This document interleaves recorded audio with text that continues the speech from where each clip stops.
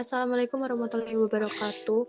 Kami dari kelompok 7 akan mempresentasikan hasil diskusi kami mengenai nanobioteknologi penghantaran obat vaksin dengan dosen pengampu Ibu Desi Purwaningsi, SPD MSI. Dengan anggota kelompok kami yaitu Brianisa, Aisyah Putri Wardani, Tarisa Puji Astuti, Cika Fitriana Sekarini, Nadia Medianti Lopati, Teresa Krisdianti, Eisa Dila Faradia Tunisa. Beberapa bagian yang akan dibahas yaitu yang pertama, pengertian dan tujuan, yang kedua, pengaplikasian nanoteknologi vaksin mRNA untuk COVID-19, yang ketiga, keunggulan utama nanopartikel lipid. Selanjutnya akan dibacakan oleh teman. Selanjutnya yaitu apa itu nanobioteknologi. Nanobioteknologi adalah kombinasi disiplin ilmu nanoteknologi dan bioteknologi. Pendekatan berbasis nano dikembangkan untuk meningkatkan metode bioteknologi tradisional dan mengatasi keterbatasannya, seperti efek samping yang disebabkan oleh terapi konvensional. Beberapa penelitian telah melaporkan bahwa nanobioteknologi telah meningkatkan efisiensi berbagai teknik, termasuk pemberian obat, remediasi air dan tanah, dan proses enzimatik. Selanjutnya, tujuan pengaplikasian nanobioteknologi penghantar obat vaksin mRNA untuk COVID-19, yaitu 1. Meningkatkan pengiriman antigen, 2. Stabilitas vaksin, 3. Modifikasi imunogen, 4. Peningkatan imunisasi mukosal, 5. Peningkatan bioavailabilitas, 6. Pengembangan sistem penghantaran RNA, 7. Pengembangan vaksin multivalen, 8. Pengendalian pelepasan antigen, 9. Penetrasi barir biologis, 10. Pengembangan obat kombinasi, 11. Pengurangan dosis dan efek samping. Selanjutnya, dalam diagnosis penyakit virus corona, metodologi berbasis nanoteknologi berperan penting agar penyebaran virus corona dapat dihentikan. Para peneliti yang bekerja di bidang biomedis telah menyelidiki hubungan antara tingkat infeksi yang tinggi serta kapasitas bahan berstruktur nano yang berbeda dan vektor virus yang menghasilkan gen. Dalam penanganan COVID-19, pendekatan berbasis nanoteknologi memiliki kegunaan yang luas dan dapat diterapkan pada berbagai fase penyakit. Ia memiliki potensi untuk memblokir kontak virus sel, pencampuran bilayer lipid, endositosel, transkripsi, translasi, dan reproduktivitas virus selain merangsang proses subseluler yang menimbulkan kerusakan yang tidak dapat diperbaiki pada virus. Selanjutnya akan dilanjutkan teman saya. Baik, selanjutnya yaitu pengaplikasian nanoteknologi vaksin mRNA untuk COVID-19. Nanopartikel menawarkan banyak keuntungan unik dibandingkan dengan pembawa obat konvensional lainnya, termasuk profil pelepasan obat yang disesuaikan, luas permukaan yang ditingkatkan, perlindungan muatan dari degradasi, dan modulasi farmakokinetik obat.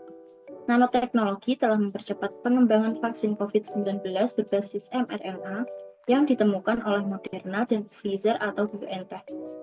Kemanjuran merupakan parameter penting untuk vaksin dan didefinisikan sebagai persentase penurunan kejadian penyakit di antara kelompok yang divaksinasi selama uji klinis dibandingkan dengan kelompok kontrol yang tidak divaksinasi dalam kondisi serupa.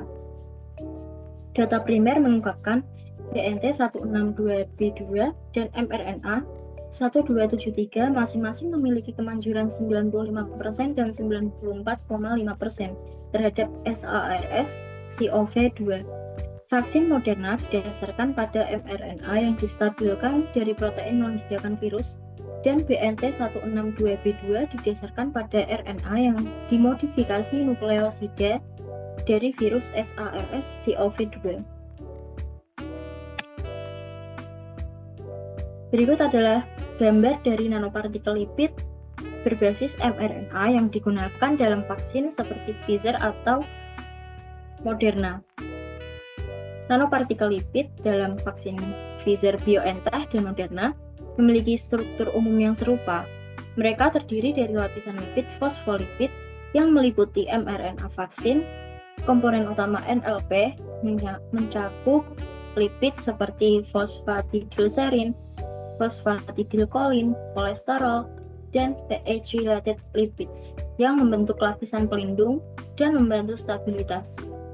mRNA yang mengandung petunjuk untuk memproduksi protein spike virus dienkapsulasi di dalam lapisan lipid, lalu NLP melindungi mRNA dari degradasi dan membantu masuknya ke dalam sel tuan rumah. Begitu berada di dalam sel, mRNA memerintahkan sel untuk memproduksi protein spike virus, memicu respon kekebalan. Struktur nanopartikel lipid meningkatkan stabilitas dan penyerapan seluler mRNA, menjadikannya komponen kunci dalam keberhasilan vaksin berbasis mRNA melawan penyakit menular seperti COVID-19. Berikut akan disampaikan oleh teman saya, Brilianisa. Vaksin konvensional yang berbahan dasar virus yang dilemahkan atau hidup ini menawarkan keuntungan seperti respon imun yang kuat, kemudahan penyimpanan dan pengiriman. Vaksin berbasis mRNA mendapat persetujuan klinis yang diprioritaskan karena teknologinya menjamin stabilitas mRNA, bersamaan dengan peningkatan efisiensi pengiriman untuk mengangkut mRNA ke dalam sel inang. Vaksin mRNA tidak menular, sehingga lebih aman dan tidak memerlukan penetrasi ke dalam nukleus yang sulit dicapai. Selain itu, vaksin-vaksin ini dapat diproduksi dengan cepat dalam waktu singkat untuk memvaksinasi populasi dunia. Kelemahannya, yang pertama, kesulitan dalam pembuatan dengan titer yang cukup. Yang kedua, biaya per dosis. Yang ketiga, perlunya beberapa dosis untuk mencapai kekebalan. Penyerapan mRNA oleh sel merupakan tugas yang sangat menantang. Pertama, karena adanya enzim pendegradasi RNA yang menurunkan nilai setiap molekul RNA yang ditemuinya. Dan kedua, karena bermuatan negatif, mRNA tidak dapat dengan mudah melewati molekul RNA yang bermuatan negatif, membran sel. Oleh karena itu, untuk mengatasi tantangan ini, para peneliti telah merancang molekul pembawa berbasis LNP untuk menjaga integritas mRNA dan mendorong penyerapannya di dalam sel.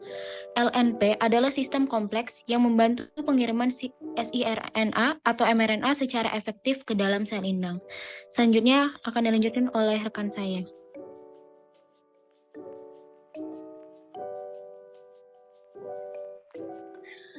Keunggulan utama nanopartikel lipid. Nanopartikel lipid LNP tipikal memiliki 4 bagian. Yang pertama yaitu bagian lipid yang dapat terionisasi yang memungkinkan perakitan sendiri, meningkatkan laju ekapsulasi mRNA dan membantu pelepasan endosom. Yang kedua yaitu zat penstabil untuk stabilitas dan fusi membran kolesterol atau sphingolipid. Yang ketiga, fosfolipid yang menstabilkan bilayer merangkum struktur lipid. Yang keempat, polyethylene glycol PEG. Morfologinya yang kaku dan stabilitas kinetiknya yang merupakan keunggulan utama, menjadikan LNP sebagai pembawa pilihan dibandingkan liposom. Potensinya untuk mengangkut beragam kelompok muatan terapeutik dari obat terapeutik ke asam nukleat, mRNA, tRNA, DNA, menjadikannya sistem penghantaran obat yang menarik. Setelah mRNA masuk ke dalam sitoplasma dari endosom, diterjemahkan menjadi protein imunogenik yang dikodekan melawan antigen spesifik. Penemuan dan integrasi nanoteknologi baru-baru ini telah menunjukkan berbagai keuntungan dalam penyampaian vaksin RNA generasi berikutnya yang lebih aman. Selanjutnya akan dilanjutkan oleh rekan saya. Selain metode sintesisnya yang sederhana, ukurannya yang kecil dan stabilitas serumnya, kemanjuran LNP dalam menghantarkan asam nukleat ke dalam sel menjadikan lebih unggul dibandingkan pembawa lainnya. Karena membran biologis dan asam nukleat bermuatan negatif, sulit untuk menghantarkan mRNA melewati penghalang ini. Lipid yang digunakan dalam memformulasi nanopartikel ini bersifat biokompatibel dan dapat bertahan dengan baik oleh asam lemak, trigliserida, lilin, dan steroid.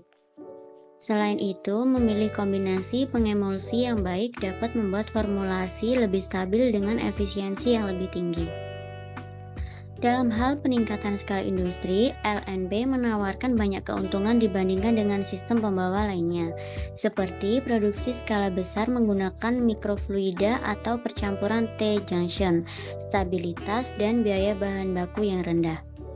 Parameter yang paling signifikan dalam karakterisasi LNP adalah ukuran partikel, distribusi ukurannya, derajat polimorfisme, potensi zeta, kristalinitas, pemuatan obat, pelepasan obat, dan efisiensi panjeratan.